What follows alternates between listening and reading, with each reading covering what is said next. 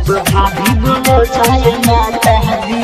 कल यात्रा के दिन बड़ा शुभ बा, सब लोग के मन में जागल जुनून पे, जागल जुनून पे। कल यात्रा के दिन बड़ा शुभ बा, सब लोग के मन में जागल जुनून बा। एगो विनती करो तानी हम जी, आज हम जी, आज हम जी।